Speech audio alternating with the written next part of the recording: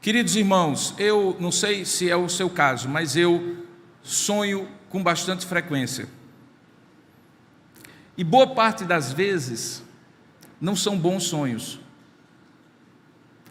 Não chegam a ser pesadelos, assim, daqueles aterrorizantes, mas chegam a ser situações que algumas vezes nos faz ou me faz despertar no meio da noite.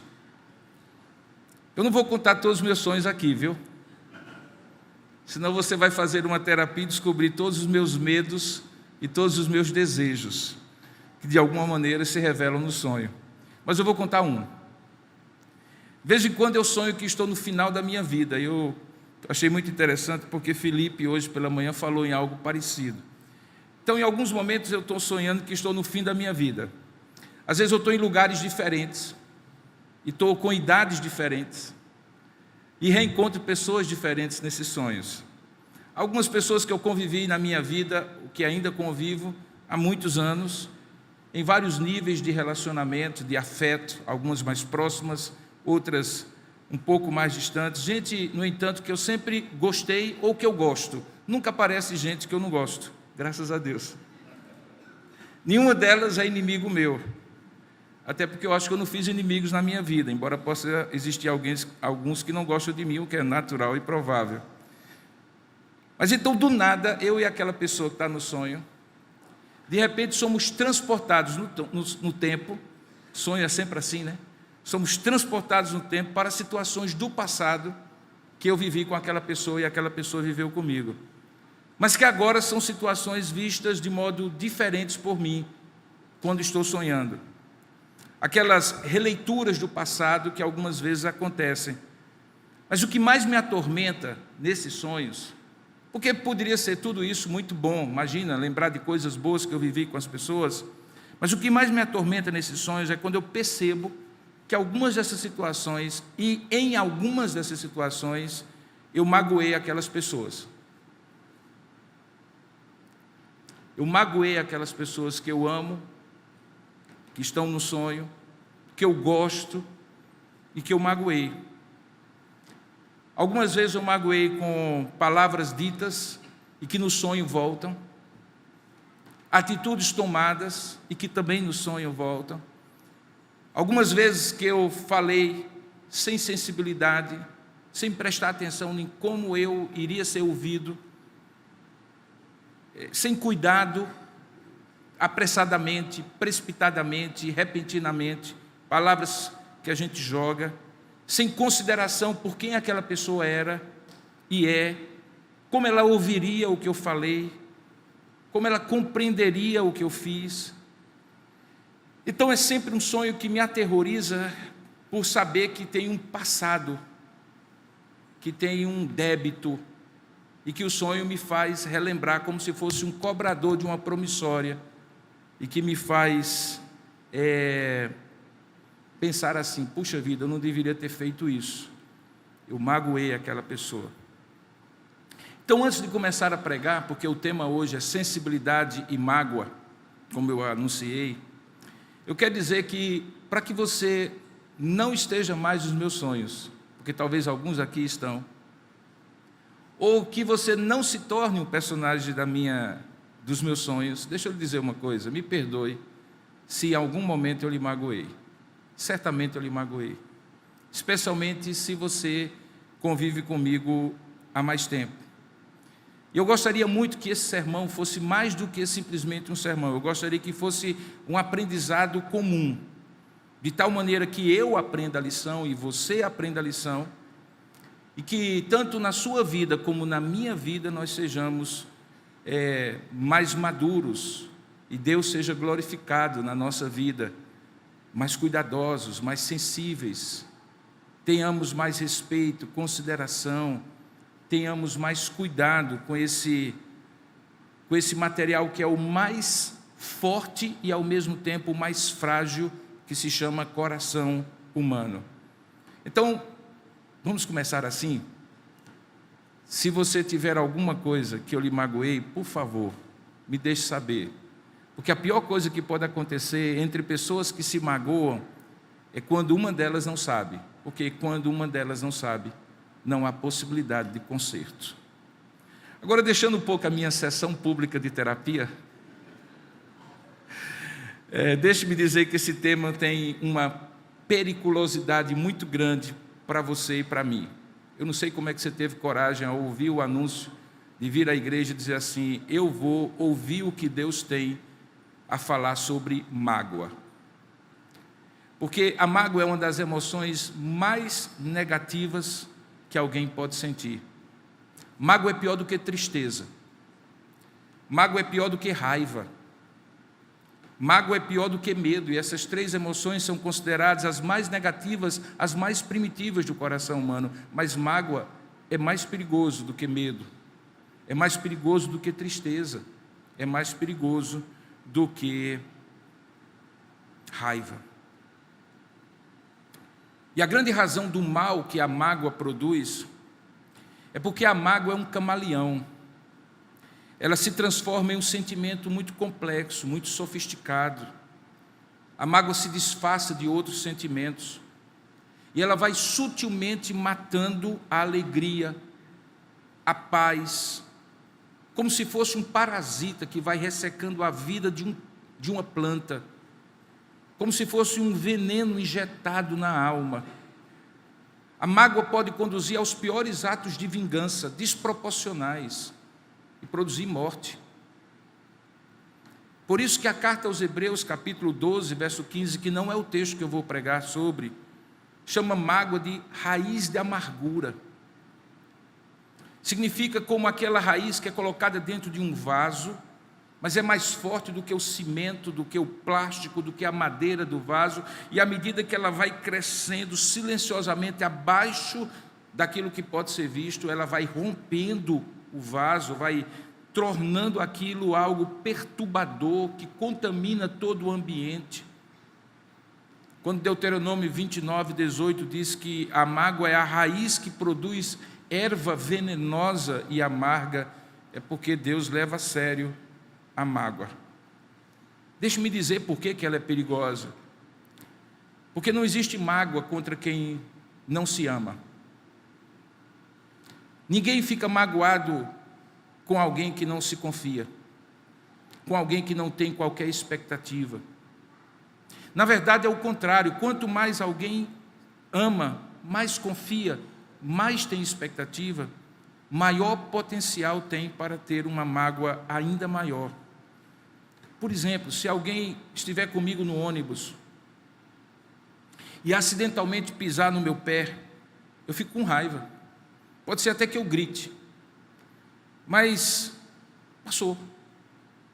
Aquela pessoa não significa nada para mim, é um transeunte, uma pessoa que talvez eu nunca vou ver, porque mágoa não é raiva de quem não se conhece, não se ama, não se tem expectativa. Mas se poucos minutos antes dessa pessoa pisar no meu pé, ela estiver em pé e eu sentado, e eu ceder o meu lugar para ela, e ela sentar no meu lugar e eu ficar em pé, e quando ela levantar, ela pisar no meu pé, aí já não é mais raiva o que eu sinto. Eu já começo a ficar triste e revoltado, porque a pessoa não retribuiu sequer o cuidado de ver onde colocou o seu pé, quando eu dei para ela o lugar para ela sentar. Pior é se essa pessoa for uma conhecida minha, alguém com quem eu convivo, e que de repente eu já fiz muito por ela, ou você fez muito por ela, e de repente ela simplesmente pisa no seu pé, pisa no seu pescoço, pisa na sua cabeça, propositadamente ou não, e aí aquilo vai sendo juntado dentro da sua alma, e depois de tristeza e raiva, isso vira mágoa. Talvez nenhum outro personagem bíblico teria mais motivos para ter morrido afogado em mágoas do que um homem chamado José do Egito, filho de Jacó. E aqui eu digo que até o próprio Senhor Jesus, que obviamente não ficou magoado com ninguém, pelo contrário, amava e perdoava, não teve tantos motivos humanamente falando como José, e nós vamos justamente visitar a história dele, porque ele é alguém que teria o direito de ser o campeão de mágoas. Se você se sente magoado por alguém, é porque você nunca viu o que José passou. porque aí você veria que a sua mágoa é bem pequena diante da dele. A história de José é uma das mais longas contadas na Bíblia. Começa no capítulo 37 de Gênesis e vai até o final, o capítulo 49. Só tem um pequeno intervalo, que é o capítulo 38. E eu gostaria de ler um pedacinho dessa história. Eu não vou ler todos esses capítulos, mas a partir desse comecinho da história de José, ajudar você, ajudar a mim sobre como se libertar da mágoa, porque ela faz mal, muito mal. Faz mal a mim, faz mal a você, e talvez ao final dessa mensagem você possa ter a experiência de ter a libertação da sua mágoa. Abra sua Bíblia, por gentileza, em Gênesis capítulo 37, onde nós iremos ler do verso 1 ao verso 11, e vamos juntos conhecer sobre o Deus que liberta da mágoa. Gênesis 37, de 1 a 11. Diz assim a palavra do Senhor: Habitou Jacó na terra das peregrinações de seu pai, na terra de Canaã. Esta é a história de Jacó. Tendo José 17 anos, apacentava os rebanhos com seus irmãos. Sendo ainda jovem, acompanhava os filhos de Bila e os filhos de Zilpa, mulheres de seu pai, e trazia más notícias deles a seu pai. Ora, Israel amava mais a José do que a todos os seus outros filhos, porque era filho da sua velhice, e fez para José uma túnica talar de mangas compridas. Vendo, pois, seus irmãos que o pai o amava mais do que a todos os outros filhos, odiaram-no, e já não lhe podiam falar pacificamente. Teve José um sonho, e o relatou a seus irmãos, por isso o odiaram ainda mais. Pois lhes disse: rogo-vos, ouvi este sonho que eu tive. E ele conta: nós atávamos feixes no campo, e eis que o meu feixe se levantou e ficou de pé, e os vossos feixes o rodeavam e se inclinavam perante o meu. Então lhe disseram os seus irmãos: reinarás com efeito sobre nós, e sobre nós dominarás realmente? E com isso tanto mais o odiavam, por causa dos seus sonhos e de suas palavras. Teve ainda outro sonho, e o referiu a seus irmãos, dizendo: sonhei também, que o sol, a lua e as 11 estrelas se inclinavam perante mim. E contando a seu pai e a seus irmãos, repreendeu o seu pai e lhe disse: que sonho é esse que tiveste? Acaso viremos eu e tua mãe e teus irmãos a inclinarmos perante ti em terra? E seus irmãos lhe tinham ciúmes. O pai, no entanto, considerava o caso consigo mesmo. Que Deus abençoe a sua palavra lida. Amém. Gostaria de convidá-lo a orar e pedir a iluminação do alto. Que Deus fale ao seu coração. Senhor, nosso Deus e nosso Pai, nesse momento em que a tua palavra lida, inspirada pelo teu Espírito, é suficiente já para nos falar ao coração, nós ousamos, ó Pai, confiados na graça do Redentor, de expor a tua palavra diante do teu povo, sobre esse tema, Pai, que certamente toca o coração de cada um de nós, a começar do meu. E o que eu te peço, ó Deus, é que o Senhor alargue a nossa capacidade de compreensão para além desse texto lido. Que o teu Espírito ilumine a nossa mente, fale conosco, nos permita compreender qual é a mensagem que Ele tem para nós, que o Senhor tem para nós. Pedimos que nada, nem ninguém possa atrapalhar a nossa concentração e a nossa atenção para aquilo que o Senhor quer falar conosco, porque pedimos a Ti, confiados na graça do Teu Santo Espírito e em nome do nosso Senhor e Salvador, Jesus Cristo. Amém. Curiosamente, esse narrador parece ter se atrapalhado na narrativa. Obviamente que não, está inspirado pelo Espírito Santo. Mas veja o verso 1. Ele começa dizendo que vai contar a história de Jacó na terra de seus pais, na terra de Canaã. No entanto, logo em seguida, ele parece abandonar Jacó como o relato da sua história, e imediatamente diz assim que naquele momento o que ele iria contar era acerca de José, um dos 12 filhos de Jacó. Ele diz assim: habitou Jacó na terra das peregrinações de seu pai, na terra de Canaã, e esta é a história de Jacó. 2 pontos. Tendo José 17 anos, não era sobre Jacó? No entanto, à medida em que você vai compreendendo a história, você vai percebendo que de fato é a história de Jacó. Mas a história de Jacó vista pela perspectiva daquele que se torna o seu filho mais importante, José.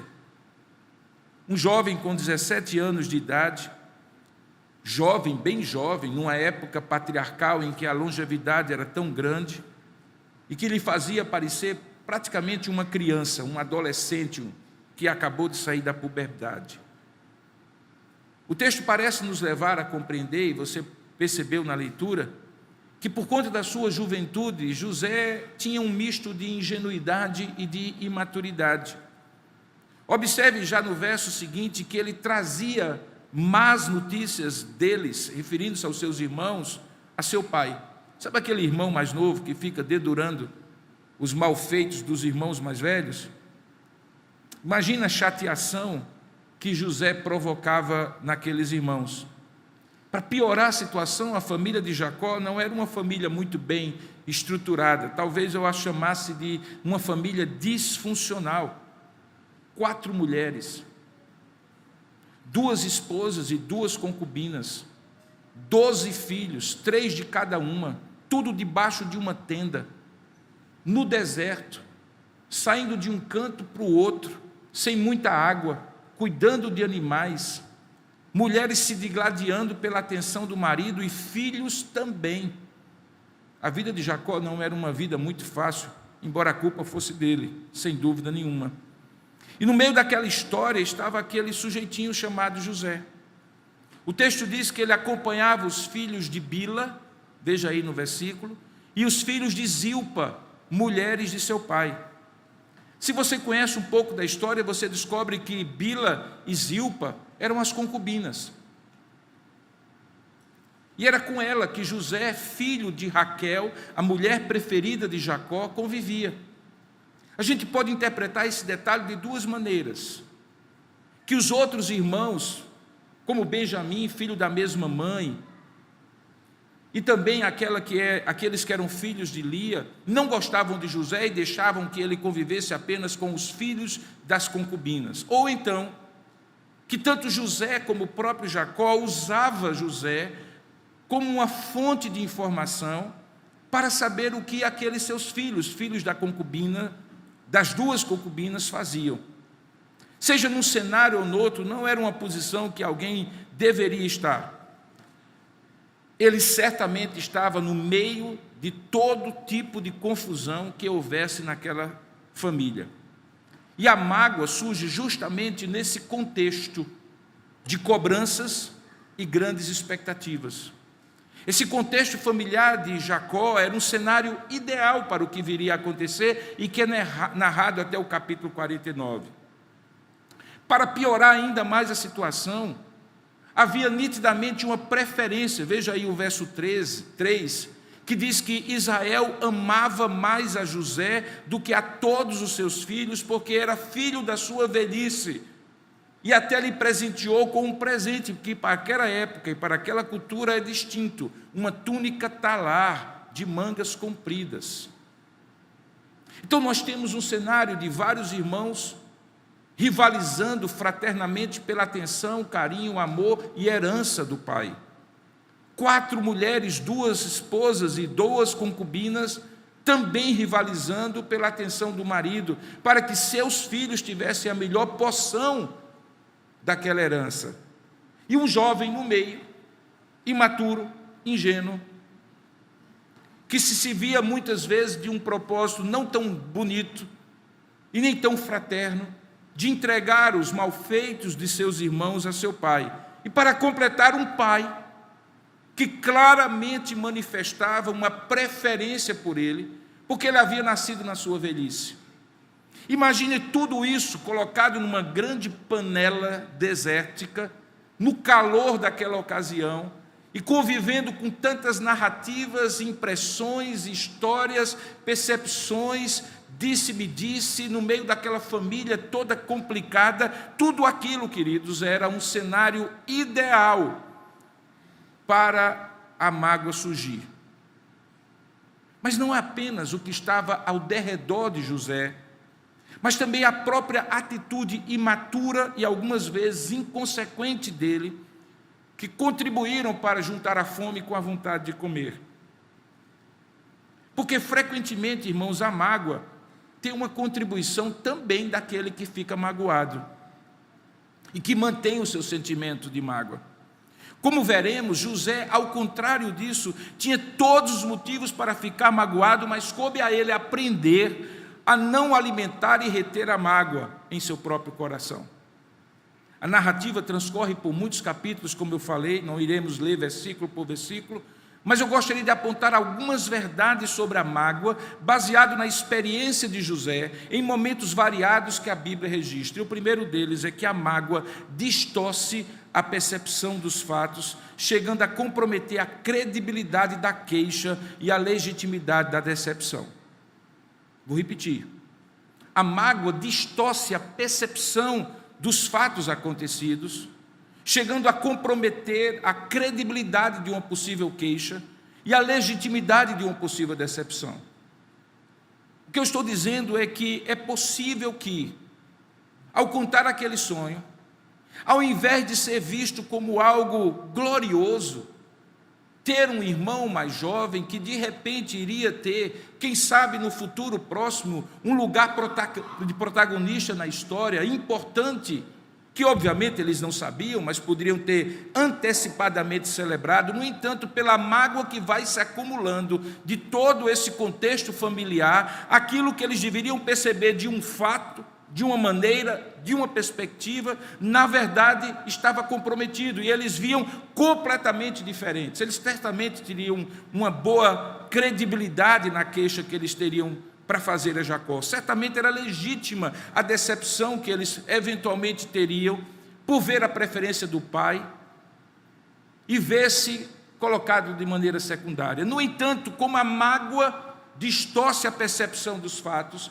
nem sempre aquilo que de fato é legítimo, de fato aquilo que é real, é visto da maneira como deve ser vista, porque a mágoa é como uma lente turva e suja, que não permite que você veja a realidade do jeito que ela é. Por isso que frequentemente, quando você quer tratar ou deve tratar sobre mágoa, por favor, separe os fatos das percepções. Porque é possível que a maneira de ver os fatos esteja turvada pela mágoa. E, portanto, é necessário, em alguns momentos, separar aquilo que eu pensei que fosse, aquilo que eu senti que fosse, daquilo que de fato foi, de fato aconteceu. Porque a mágoa me faz ver coisas só por um lado e não por outro. Mágoa me coloca no centro da decepção e ver o outro sempre como alguém que eventualmente fez algo contra mim, sem eu perceber que talvez eu tenha contribuído de alguma forma para aquilo, nem que fosse sendo omisso e não colocando um limite para o outro. Veja que a mágoa distorce a percepção dos fatos quando vista pelos irmãos de José. Aquela alegria e celebração que uma boa família, uma família estruturada, consegue ter quando vê um dos seus membros se destacando em determinada área, tendo um pouco mais do que o outro, é completamente perdida nessa história, porque para todos os outros, José vencer e bem-suceder era ameaça e não motivo de celebração. Quando eu digo que a mágoa muitas vezes se traveste de outros sentimentos, a mágoa se traveste às vezes de inveja, de despeito, de uma estima muito baixa acerca de si mesmo e de uma afronta quando vê o outro tão bem. E eventualmente isso alimentado faz com que a lente da mágoa fique ainda mais turva, ainda mais suja, e incapaz de ver a realidade como de fato ela é. É preciso limpar a lente. E a gente limpa a lente quando a gente tem a coragem de separar os fatos daquilo que eu percebi ou senti sobre o que aconteceu. É preciso, portanto, que o primeiro passo seja dado. Vamos esclarecer os fatos. Mas isso não é fácil, porque a gente se apega à mágoa. A mágoa se torna uma lente de interpretação pela qual a gente vê toda a vida. E se a gente abrir mão dessa lente de interpretação, é como se o nosso mundo caísse. Todo sentimento que nós começamos a manter na vida é baseado na maneira como eu interpretei a atitude de alguém. E abrir mão disso é abrir mão e rever conceitos que estão enraizados. Por isso a mágoa é chamada de raiz da amargura. À medida que ela vai ficando espessa, grossa, forte no coração humano, ela vai se enraizando de tal maneira que nós não queremos largá-la, porque ela nos ajuda a viver, nem que seja alimentados pela mágoa.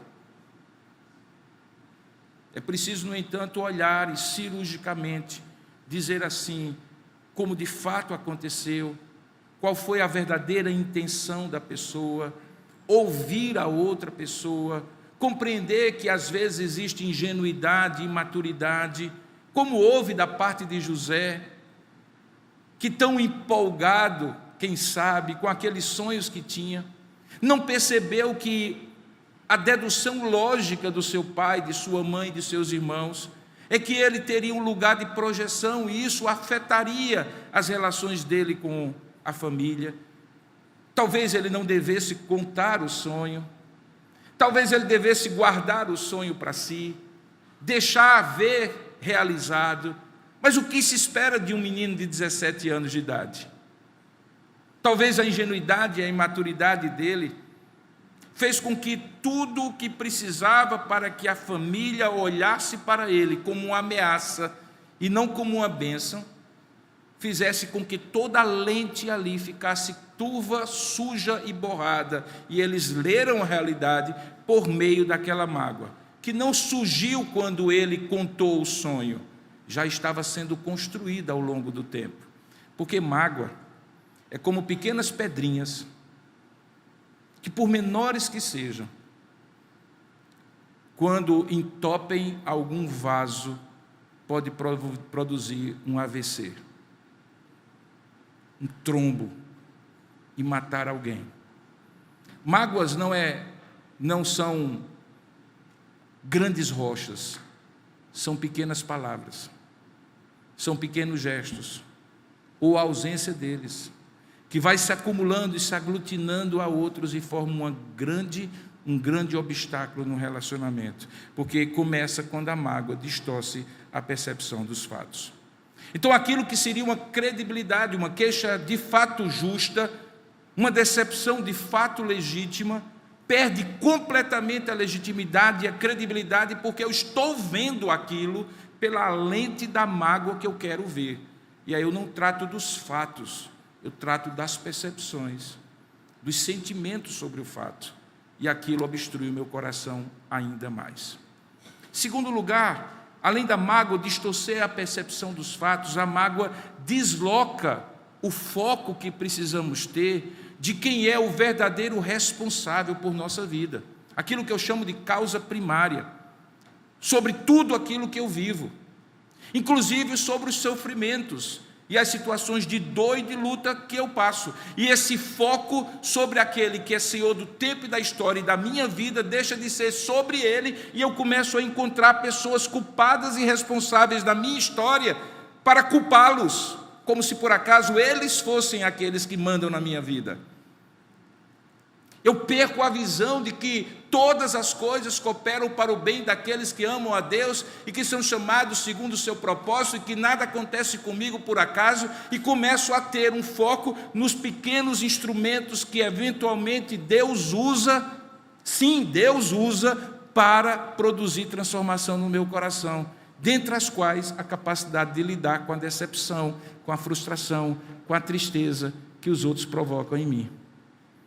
E quando eu perco a visão altaneira de que Deus está no controle de tudo, que nada acontece por acaso, Que embora as pessoas sejam responsáveis pelos seus atos que me magoam, que lhe magoam, no entanto, nenhum deles aconteceria se Deus não tivesse um propósito de usar aquele fato para transformar o seu coração em um coração mais maduro espiritualmente.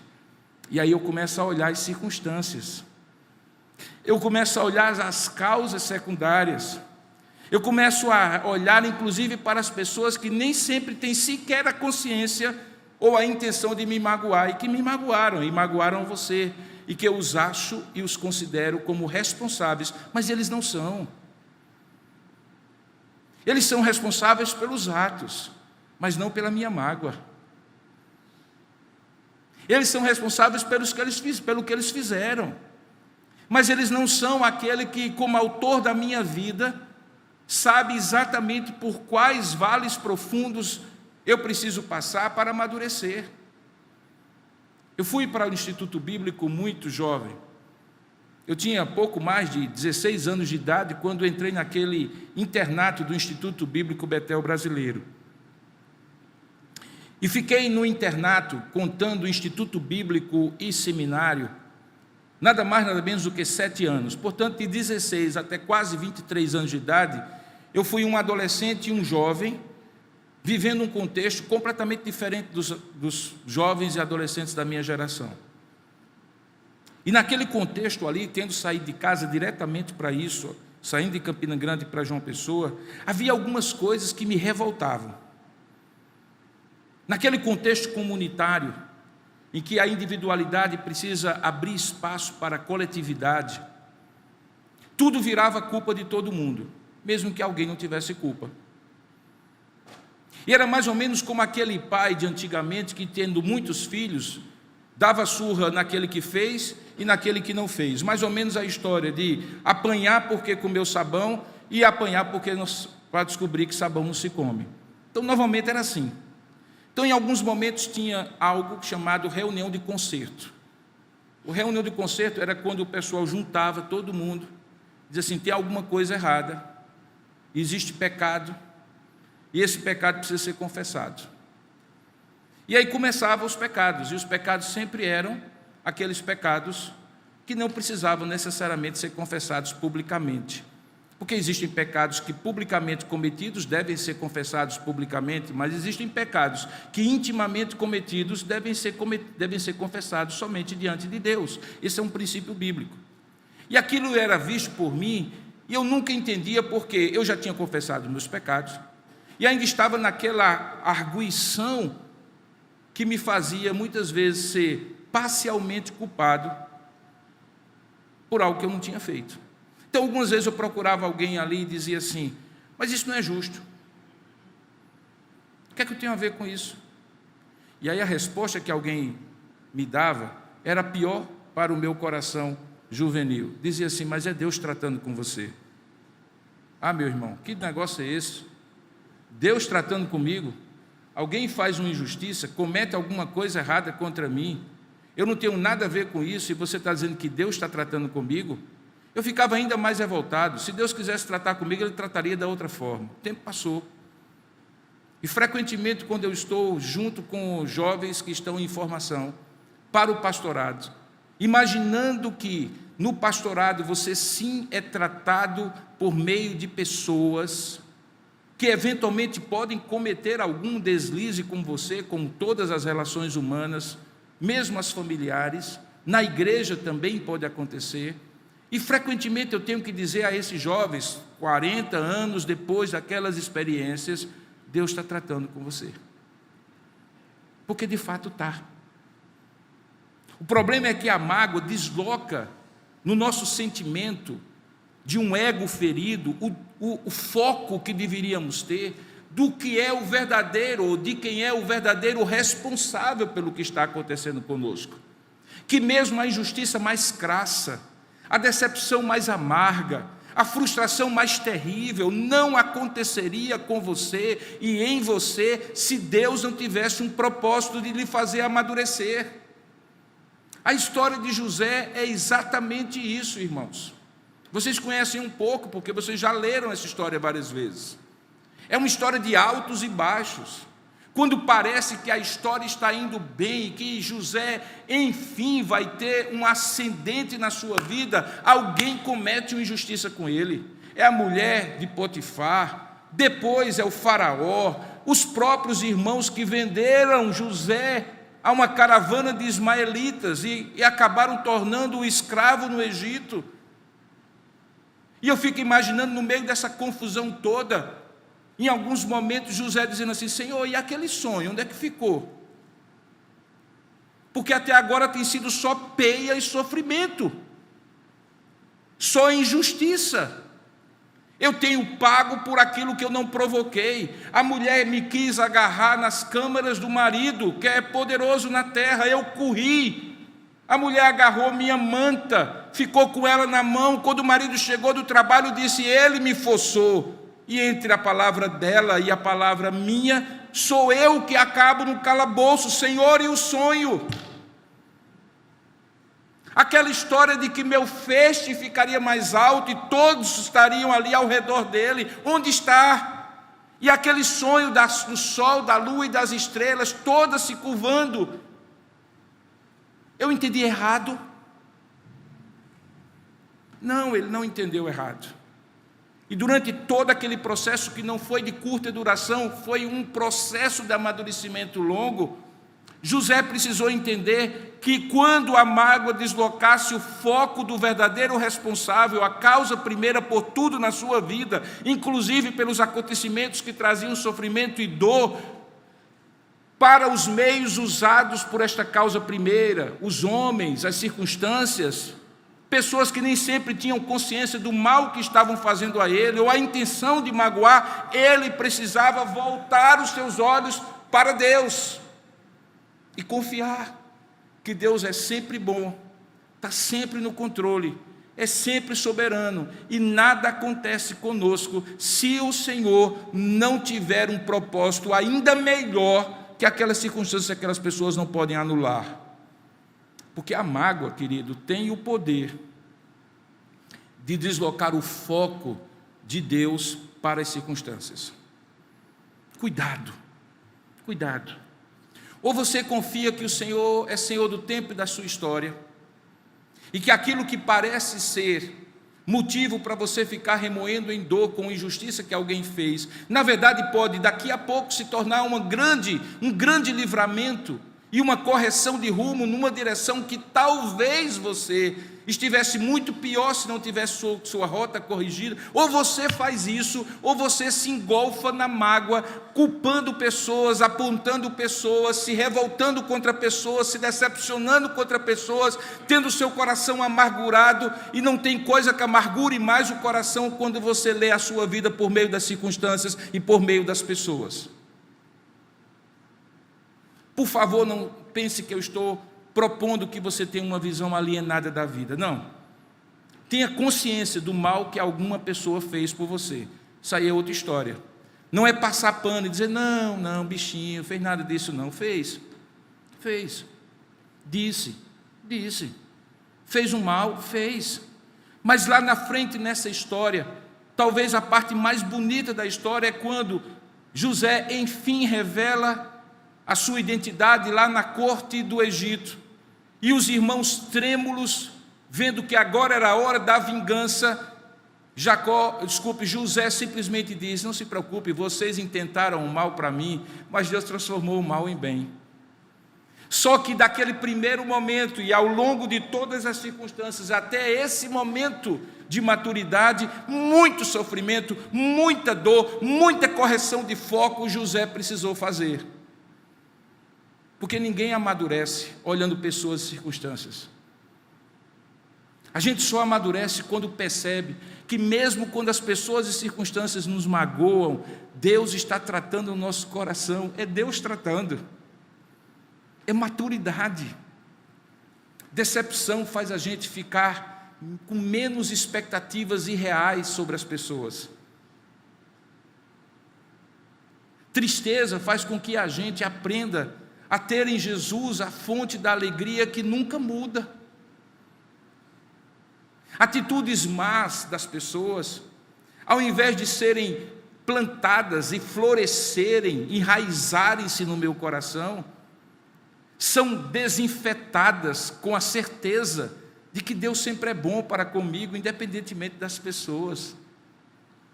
E para isso é preciso que você desloque o foco de volta para o Senhor. Eu chamo isso de olhar altaneiramente. É como mais ou menos aquele verso que diz que enquanto a caravana passa, enquanto os cachorros e os lobos ladram, a caravana passa. Todos passarão, e você e eu, passarinho. Porque o foco não está nas pessoas, nem nas circunstâncias. O foco precisa estar em Deus. Porque a mágoa tem o poder de deslocar de Deus para as circunstâncias. Terceiro lugar, a mágoa tem o poder de retirar a energia que você precisa para construir o seu futuro e amarrar você no passado, incitando você a usar toda essa energia para uma postura de afastamento das pessoas e até de vingança contra elas. Eu tenho uma leitura muito própria quando eu vou vendo as atitudes de José, e há momentos que José parece ser muito frio e calculista. Tem um episódio na história em que os irmãos vão até o Egito, porque uma seca muito grande onde Jacó e a família estão, provoca que eles precisem ir para o Egito, porque José, com a sua sabedoria, havia feito do Egito o celeiro do mundo naquela época. E eles vão lá para comprar sementes, comprar mantimentos para manter a família. E quando ele chega lá, José, que não é reconhecido pelos irmãos, não me pergunte como é que ele não era reconhecido, possivelmente porque tinha se transformado muito na sua feição física, tinha saído um adolescente de perto dos irmãos e de perto do pai, e agora era o segundo homem mais poderoso no Egito, certamente um homem já maduro. E no meio da negociação, José coloca uma taça de prata no meio do saco de cereais que eles iriam levar de volta para Canaã. Eu fico olhando assim e fico pensando assim, eu acho que aqui José flertou com a vingança. Eu acho que aqui José chegou muito perto para dizer assim, eu vou dar uma lição para essa turma. Claro que não é isso que acontece. A gente entende depois que o que José queria era provocar naqueles que ali estavam a mesma dor que eles provocaram no coração do pai. Deixa eu explicar melhor. Quando José é vendido, Rúben, seu irmão, diz assim, como é que nós vamos explicar ao nosso pai Jacó? Vamos dizer que ele caiu numa cova e os animais tragaram. Como é que a gente vai fazer? Mata um animal, coloca sangue naquela túnica, e vamos levar de volta e dizer para o nosso pai, os animais mataram.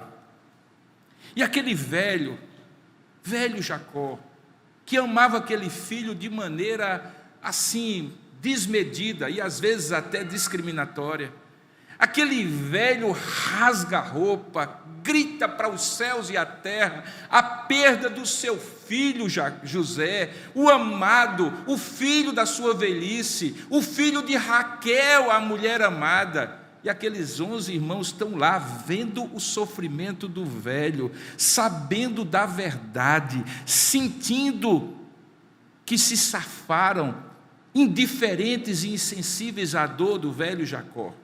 Agora, quando eles vão em peregrinação para o Egito, fica um para trás, o caçula, Benjamim, que de certa maneira, de modo emocional, havia preenchido o luto de Jacó. Era como se Jacó olhasse para Benjamim e lembrasse, um dia eu tive José, Deus o levou, Benjamim agora é a minha paixão. E quando alguém propõe, pai, nós temos que ir para o Egito, para comprar comida lá e trazer comida para os animais, Jacó decide dizer o seguinte: podem ir, mas não levem Benjamim. Eu já perdi José, eu não vou aguentar perder Benjamim. E retém Benjamim consigo em Canaã. Os irmãos vão, fazem a negociação sem reconhecer que é José. José coloca a taça dentro da comida deles, do saco de comida, e manda, depois de algum tempo, os seus soldados, os seus militares do exército de Faraó abordarem aquela caravana e dizer assim: vocês roubaram.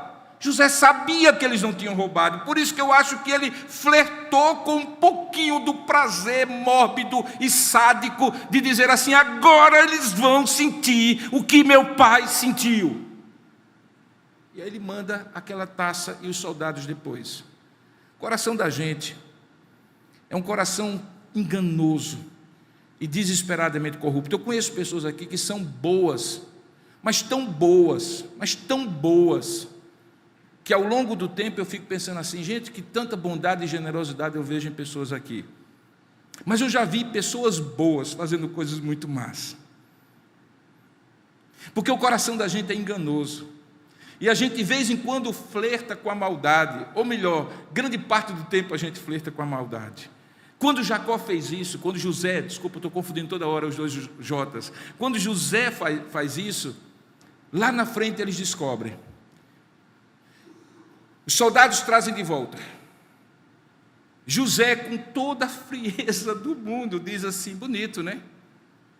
Vocês vêm para a minha terra, eu negocio com vocês para vocês não morrerem de fome lá em Canaã. Pois agora é o seguinte: eu só libero vocês se um de vocês for lá e trouxer o irmão mais novo de vocês, Benjamim. Veja que José era bonzinho, pero não útil. E ele manda, e os irmãos dizem assim: não vai dar certo não, pelo amor de Deus, pai não vai deixar Benjamim vir, nós vamos morrer aqui. E agora, não vai, fazendo curto uma história longa, Benjamim vem, e talvez seja uma das cenas mais comoventes, o reencontro de um filho perdido, aos olhos de Jacó, com um filho que iria ser perdido. Por quê? Porque quando Benjamim chega, e há aquele reencontro, e há um momento muito tocante, porque José não aguenta a emoção, deixa eles diante do trono de Faraó, no salão onde ele estava reunido, e vai para as coxias do palácio, para aquele lugar, para as câmaras ocultas, e chora com a emoção do reencontro. E naquele momento José decide aumentar a aposta e diz assim: agora vocês podem ir, mas Benjamim fica. Vocês podem ir, mas Benjamim fica. Você entende o que está acontecendo aqui? O que está acontecendo aqui é que, de alguma maneira, José está ainda lutando contra a energia que estava aprisionado no seu passado e que o fustigava, o tentava a se afastar e a se vingar e a se retaliar aquelas pessoas. Ninguém se livra da alma, ou melhor, da mágoa na alma assim. Se mágoa é mágoa, você luta contra ela dias, meses ou anos. Se mágoa é mágoa, você faz planos de vingança. Você faz planos de retaliação, você faz planos de afastamento. Aquilo vai como leite podre azedando a sua alma e você lutando contra ela. E nesse processo todo de luta, a sua alma está presa lá no passado. A sua alma está aprisionada no cárcere da alma, que é a mágoa. A sua alma está presa em projetos que não vão mudar o seu passado, mas que na sua ilusão emocional você acha que vão mudar. Se eu fizer isso, ele vai sofrer o que eu sofri. Se eu retaliar dessa maneira, ele agora vai pagar o mal que me fez. A mágoa aprisiona e retém a sua energia no passado. Só que a energia da gente, queridos, ou ela está no passado, ou ela está no presente construindo o futuro. É uma decisão. É uma decisão. Nós tomamos essa decisão frequentemente, quase todo dia.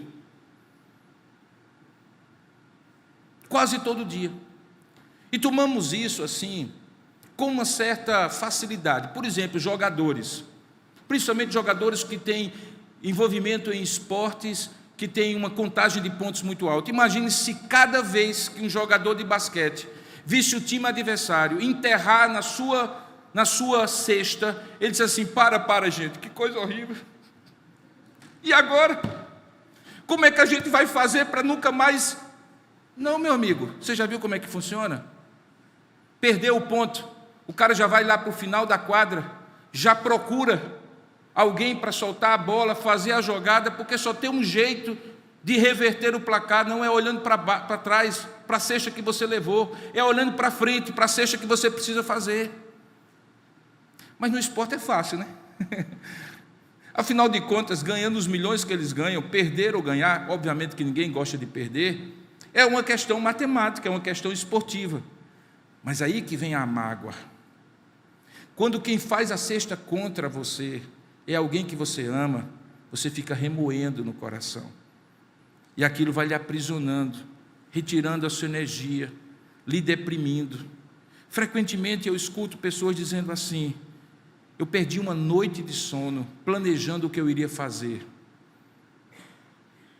Frequentemente eu escuto pessoas dizendo assim: eu perdi a vontade de comer, a vontade de beber, de produzir. Eu tenho uma tese que grande parte dos estados depressivos que tem assolado a alma humana tem a ver com o sentimento de impotência misturado à violência da vingança. E eu vou explicar. É quando alguém, não tendo o poder de atingir a pessoa que lhe fez mal, reverte para si mesmo o mal que deseja fazer a outra pessoa, mas não pode. E aí ataca a própria alma, e o nome disso é depressão. É a falta de viver porque presa no passado, querendo matar, mas sem poder. E já que eu não mato o outro, eu me mato, mesmo que de maneira inconsciente e irracional. Por quê? Porque a mágoa retira energia e foco para o futuro, aprisiona o passado, incitando ao afastamento e à vingança. Hoje o sermão vai ter 5 pontos. Em quarto lugar, a mágoa se afoga em emoções negativas, como perda da estima, da confiança em si, da confiança nas pessoas, que tem um poder como se fosse de polaridade oposta, de anular as emoções positivas, como a coragem e o espírito colaborativo. Frequentemente, quando eu vejo alguém que não quer trabalhar na igreja, eu digo: tem mágoa aí. Tem mágoa aí. Excetuando aqueles casos que a pessoa se dedicou tanto, cansou, está precisando de um tempo. Frequentemente, quando as pessoas desertam de um relacionamento, desertam de uma função, desistem de algo, é porque elas foram magoadas no processo. Essa é a razão por que as pessoas se afastam da igreja, porque o pastor magoou, porque o líder do ministério magoou, porque o irmão ao lado magoou.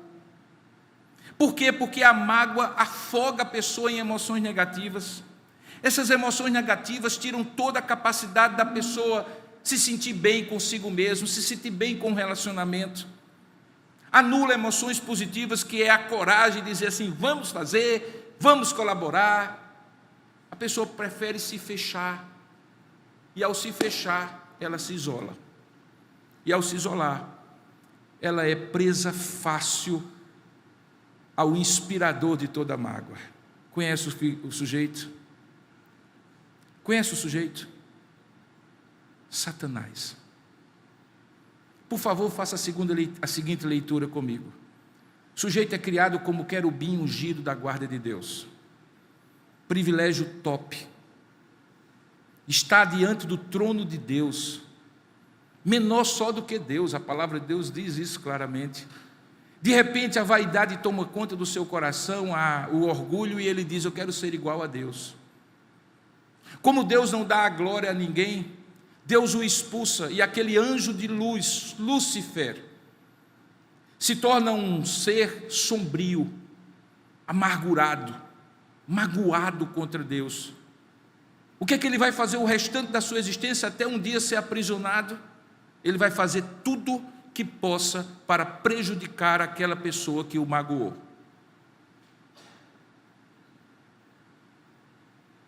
Deixe-me dizer uma coisa muito forte para você. Quando você mantém mágoa no seu coração, você caminha abraçado com o diabo. Você entra no modo autodestrutivo. Você se torna amargo e amargando a pessoa que deveria ser mais preservada, que é o seu próprio coração. Mágoa não faz mal aos outros, faz mal a você. Porque via em regra as pessoas nem sabem que você está magoada com elas. Elas descobrem depois, quando o veneno já circulou no seu ecossistema emocional e espiritual, já lhe afastou de todo mundo, já lhe fez destruir relacionamentos, perder oportunidades. É isso que o diabo é. E é isso que você se torna quando mantém a alma no seu coração. Eu diria que não é a melhor motivação, mas pelo menos pensando em si mesmo, não se afoguem em emoções negativas. José foi livre disso. Preste atenção, presta bem atenção. Depois daquele momento em que ele flerta aparentemente com a vingança, com a retaliação, e que depois a gente descobre que o sentimento de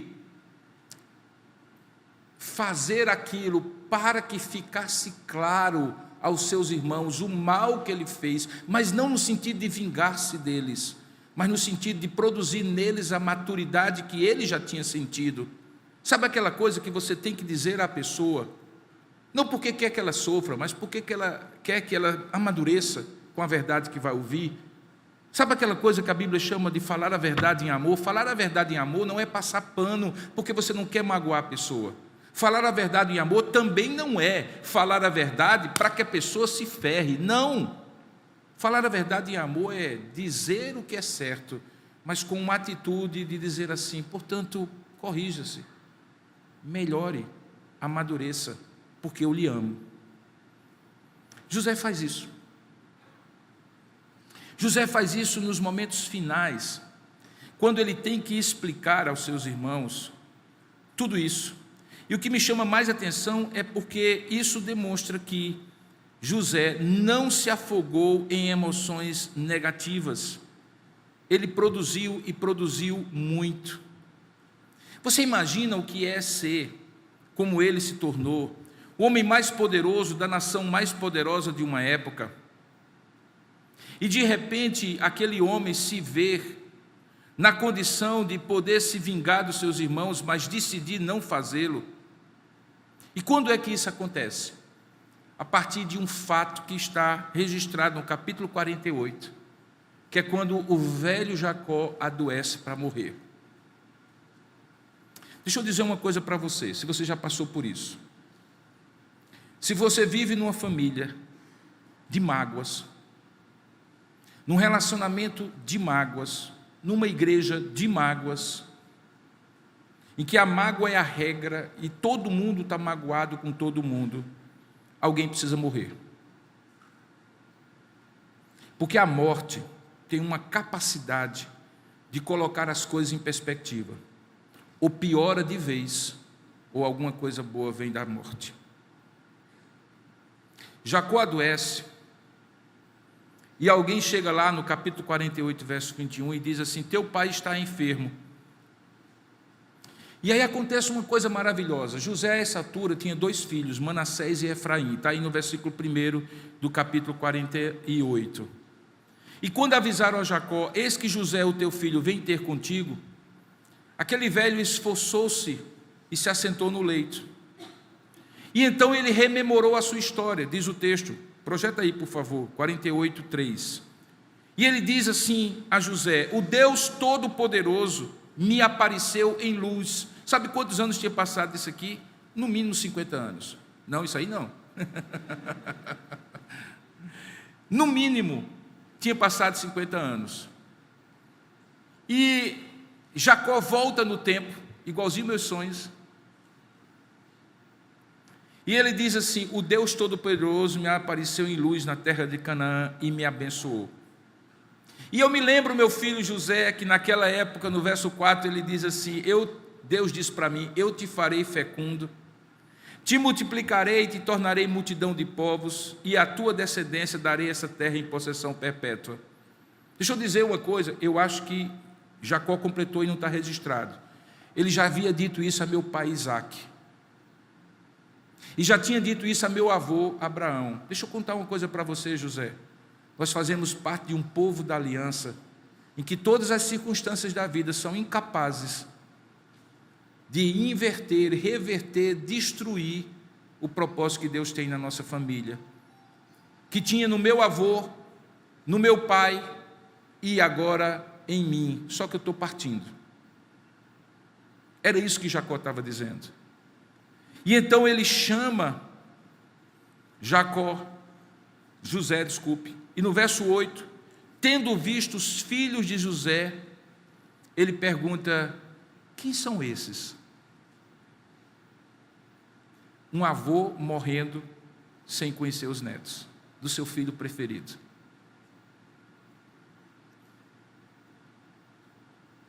E aí responde José. Que resposta? São meus filhos que Deus me deu aqui. Onde estava o coração de José? Afogado em mágoas? Não. Ele conseguia ver que Deus havia trazido naquela terra para que os seus filhos continuassem a sua história, a história do seu pai Jacó, do seu avô Isaque, do seu bisavô Abraão. Isso produziu no coração de Jacó uma perspectiva de recomeço. Não foi agora. Ele está contando que Deus fez isso. A gente só recomeça quando a gente não se afoga em emoções negativas. Quando a gente não deixa que o negativo tire a nossa estima, a nossa confiança em Deus, naquilo que Ele nos deu e que não tem a ver com pretensão ou autossuficiência, porque uma visão realista de si mesmo faz com que qualquer pessoa saiba o que Deus lhe deu e o que Deus tem em propósito na sua vida, e é bom celebrar isso, chama-se gratidão pelo que Deus fez.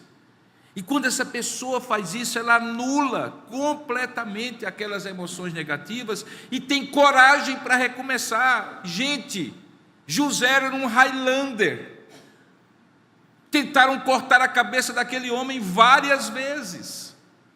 E ele sobrevive a tudo. E eu fico pensando de onde vem essa força dele. Essa força vem porque ele não se deixou mastigar, moer pela mágoa. Vá de retro qualquer mágoa. Mágoa mata. E José queria estar vivo. E por isso, ao invés de se afogar em emoções negativas, ele alimentava com a esperança da herança da aliança, personificada nos seus dois filhos, Efraim e Manassés, que sua vida estava só recomeçando ali, depois daquele tempo todo. E em último lugar, isto não é o último não, tem 7 pontos. Ei, pastor Ademir, o senhor veio logo do sermão dos 7 pontos.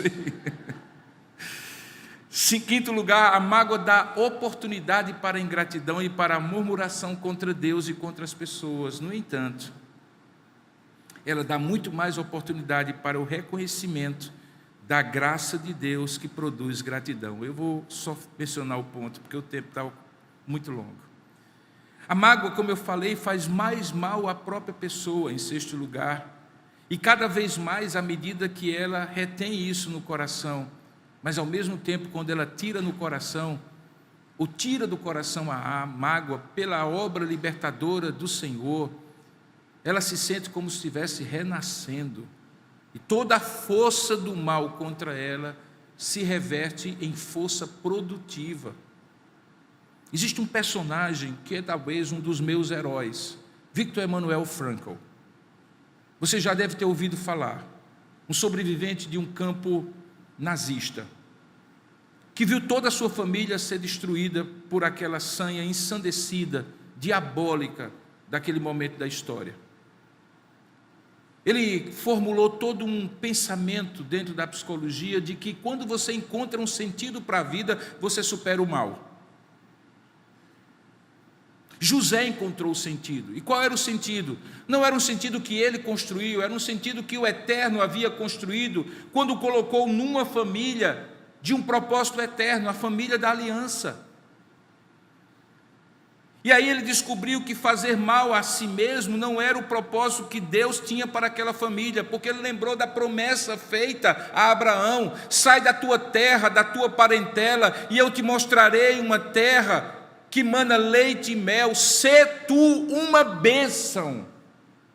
Nós somos colocados na terra para ser bênção, queridos, porque para ser maldição, Satanás já mandou os dele, e você não faz parte deles.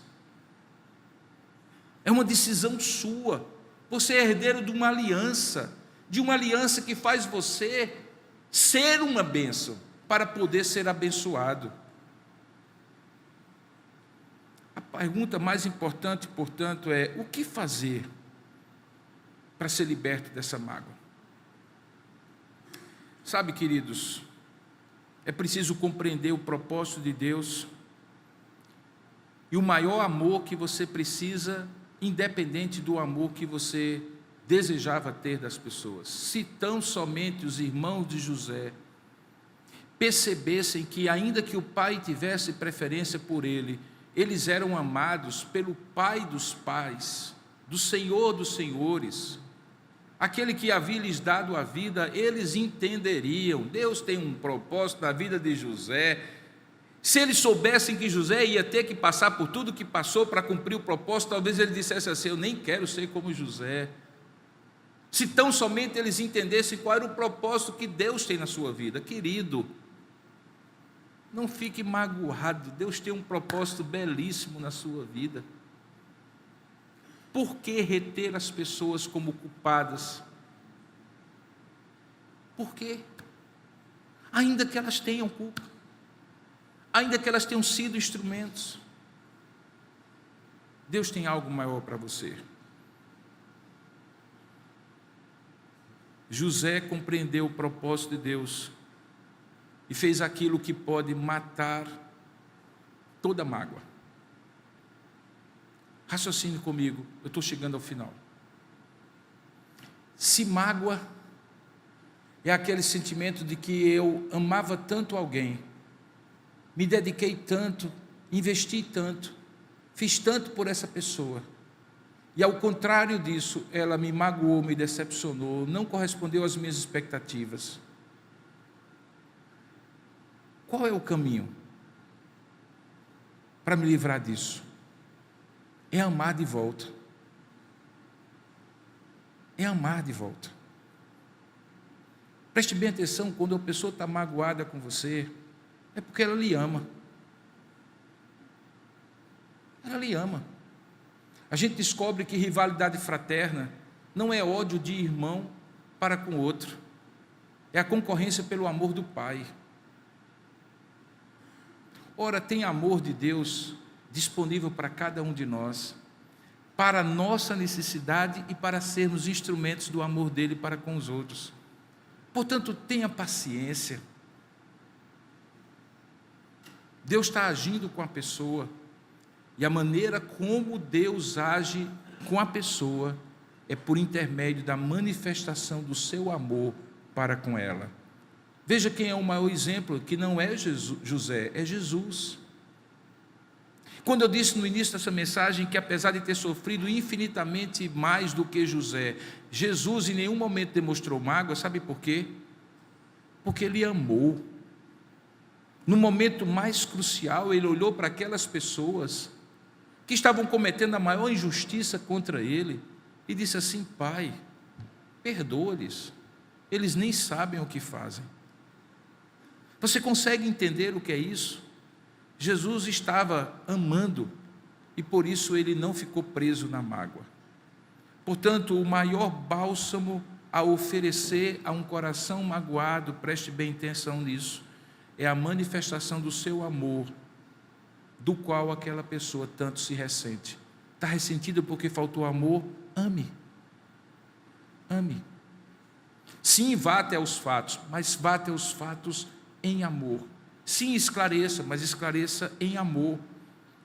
Aquela pessoa magoada precisa ser amada. Eu concluo dizendo que nenhuma mensagem surge do nada. Eu estava saindo do aeroporto de Congonhas sexta-feira passada, e eu estava preocupado com algumas coisas que eu de vez em quando observo. Uma delas é o quanto, na realidade, o nosso lema de ser uma igreja de corações amigos e braços abertos era de fato praticado por cada um de nós. Porque de vez em quando eu observo a nossa insensibilidade com pessoas que nós não simpatizamos. Eu já tenho falado disso desde o começo do ano, você que acompanha, você deve lembrar, que nós facilmente confundimos comunhão com simpatia.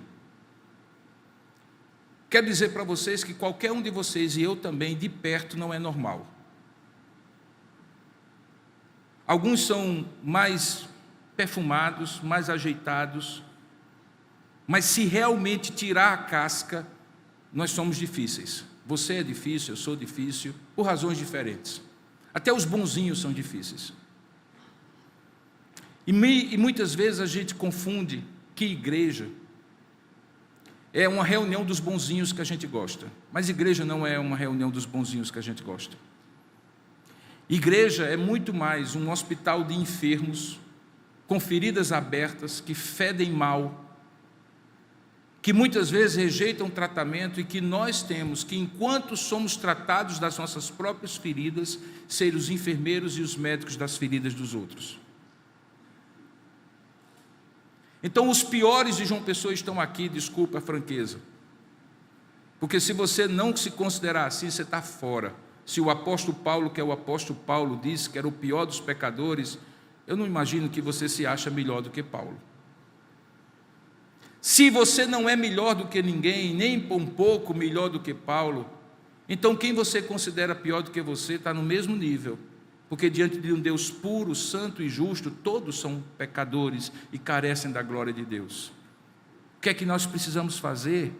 Queridos, nós não podemos excluir quem nós não gostamos, quem é estranho, quem é diferente, quem é mais tímido, mais recatado, quem não se enturma, quem é chato. Não, para mim como pastor, eu também acho gente chata, mas como pastor eu tenho que amar, acolher, ter paciência, andar a segunda linha, a segunda milha, a terceira milha, e você também. Senão o slogan fica vazio. E aí eu comecei a perceber isso, e como pastor eu comecei a ficar preocupado, porque eu comecei a ver as mágoas pulando contra mim, eventualmente, contra você também. Eu disse: Senhor, me dá uma palavra, porque eu quero que essa igreja compreenda que, se não for uma ação sobrenatural de Deus que cure mágoas no coração, a começar de mim e de você, nós seremos um clube de amigos, não seremos uma igreja. E o slogan será bonito para os nossos convidados ouvirem, mas nos nossos encontros e relações, não. Se a nossa língua é ferina e magoa, alguma coisa está errada. Se eu sou distraído, não entendo que tem uma pessoa ali naquele círculo que não está integrada e eu não puxo para dentro, então o slogan é vazio. E essa pessoa, em algum momento magoada, se afasta, e eu nem vou buscar, nem eu, nem você. Você cobra de mim, eu espero de você. Eu cobro de você e Deus espera de mim, como pastor que arrebanha as ovelhas. Então a minha preocupação como pastor começa quando, lembrando do que o pastor Vandir gosta de dizer, todos nós que somos formados de osso, carne e pecado, sejamos pessoas que se preocupem com aqueles que, mesmo sendo sensíveis entre nós, diferentes de nós, mais críticos inclusive sobre eu e sobre você, no entanto sejam acolhidos. Nós temos muitos filhos de Jacó, e nem todos nós somos Josés. Precisamos acolher. Mas aí eu mando, como você deve ter recebido, no Insta, dizendo que eu vou pregar sobre isso. E aí eu acho que Deus vai me usar nisso aqui, porque a minha preocupação é legítima como pastor, se estamos realmente sendo sensíveis entre nós, se não estamos deixando um rastro de pessoas magoadas pelas nossas atitudes, pela dureza das nossas palavras.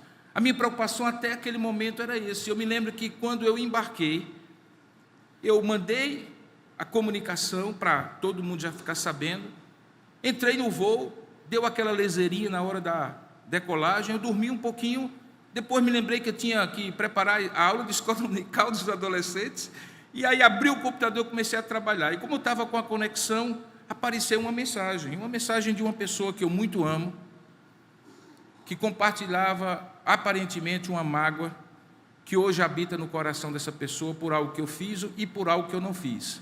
Ou seja, eu era duplamente culpado, porque eu tinha feito o que eu não deveria fazer e não fiz o que eu deveria fazer. E aí o que aconteceu, eu disse, mas não é possível, Senhor. E queridos, eu quero dizer para vocês o seguinte, essa mensagem, ela foi forjada de sexta-feira para cá, em meu coração, em meio a muita tristeza e muita dor. Quem estava mais próximo de mim, nos momentos em que eu não estava atuando como pastor, porque quando eu estava atuando como pastor, você nem percebeu. Mas quem não estava me vendo naquele momento atuando como pastor, chegou a comentar comigo, você está com muita tristeza, o que é que está acontecendo? Você está cansado? Mas quando eu estou cansado fica mais nítido. Eu não estava cansado, eu estava muito triste.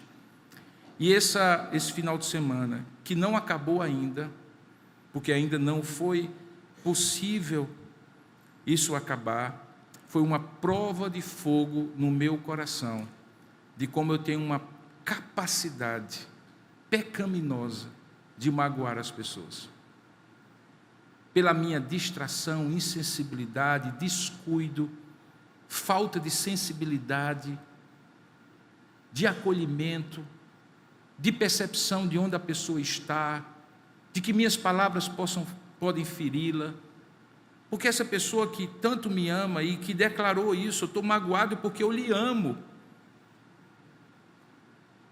e que estava magoada no seu coração por algo que eu fiz e por algo que eu não fiz. Queridos, essa mensagem é para mim, antes de ser para você. Mas não é somente para mim, é para você também. Porque a minha oração, quando poucos minutos antes, alguns observaram que eu só entrei na hora de praticamente pregar, ali no gabinete eu estava orando e dizendo assim, Senhor,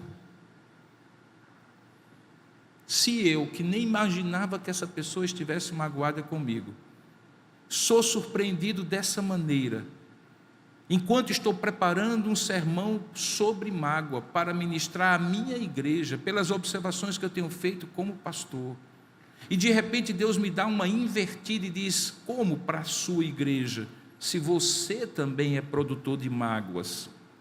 Senhor, que essa mensagem não seja apenas para mim. E querido, eu quero orar com você nesse momento, não quero fazer nenhuma oração de libertação da sua mágoa, porque se eu conheço um pouco de mágoa, e eu conheço, ela azeda durante algum tempo, até virar uma boa coalhada. E o que eu desejo é que aí no seu coração você comece esse processo, que você seja sincero e dizer assim, magoei, nem percebi, mas magoei, e você busque a pessoa, porque este é o princípio. Se você souber que alguém tem alguma coisa contra você, vá até Ele. E se você estiver magoado, por favor, querido, por mais que doa e dê medo a você de enfrentar isso e ser mais magoado ainda de volta, pouco importa, faça a sua parte. Procure a pessoa. Abra o coração. Seja sincero e diga: você me magoou, mas eu só estou magoado porque eu lhe amo, e eu quero lhe amar sem mágoa, porque hoje eu estou amando com mágoa. E eu preciso consertar isso entre eu e você. Querido, deixa eu lhe dizer uma coisa: você não é responsável pela reação da pessoa, mas a sua ação vai libertar seu coração do cárcere da alma, que é a mágoa. E é o que eu desejo que você decida fazer agora. Eu fico imaginando que eu corro um risco muito grande de só sair daqui à meia-noite. Mas talvez você não. Talvez a sua mágoa está em casa. Talvez a sua mágoa está amanhã no trabalho. Talvez a sua mágoa está aqui e você ainda precisa de um tempo para elaborar. Eu só peço a você que não pense que leite podre fica bom por si mesmo. Mágoa não se cura com o tempo. Mágoa piora com o tempo. Portanto, enfrente na presença de Deus, como José enfrentou naquele momento terrível, mas glorioso do reencontro. Vamos orar juntos? Deus lhe trouxe. Espero em Deus que Deus tenha falado ao seu coração.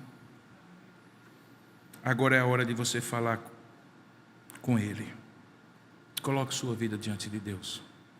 Só você e Deus. Silenciosamente. Peça a Deus para lhe trazer à memória o que se disfarçou no seu coração, que é mágoa, mas se disfarçou em outros sentimentos. Peça a Deus. Peça a Deus que Ele lhe dê coragem e oportunidade de, mesmo ferido e magoado, buscar quem lhe magoou. Peça a Deus que você tenha generosidade, se alguém lhe procurar. E mesmo que você não tenha tido a intenção de magoar, escute, ouça. Dê a oportunidade da pessoa botar para fora. Quando o coração dela estiver esvaziado, manifeste amor, compreensão. Não subestime o sentimento dela. Não se justifique, não se explique, não racionalize. Não é isso que a pessoa quer. Ela quer dizer que está magoada, que você precisa amá-la.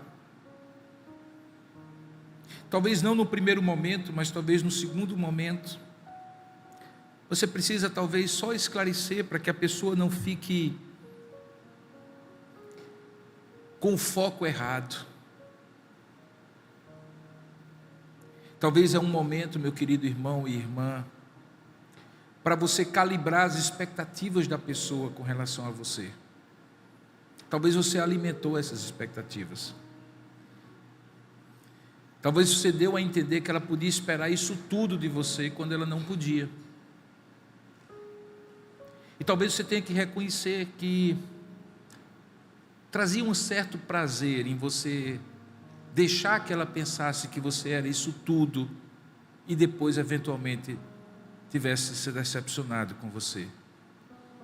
Talvez é a hora de vocês dois juntos olharem para Jesus, o que não decepciona, refazerem a aliança para que ambos esperem menos um do outro, esperem mais de Jesus. Sejam mais pacientes um com o outro e contribuam mais um com o outro. Eu só espero que Deus conduza esse encontro, essa conversa. Eu quero orar por isso. Ó Deus amado e querido Pai,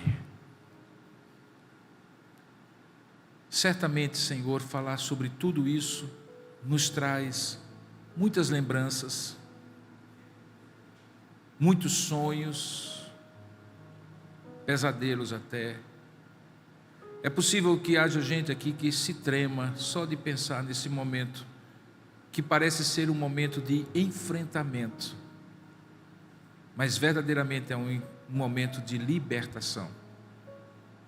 Por isso eu te peço, meu Pai, que o Senhor, que é Senhor do tempo e da nossa história, produza um momento propício, a atitude adequada, as palavras certas, os sentimentos bem ajustados. Eu te peço, Pai, que o Senhor, ó Deus, nos traga essa capacidade de amar e de perdoar, ó Pai. Porque esse é o antídoto para a mágoa presente e para as futuras. Opera em nós e apesar de nós.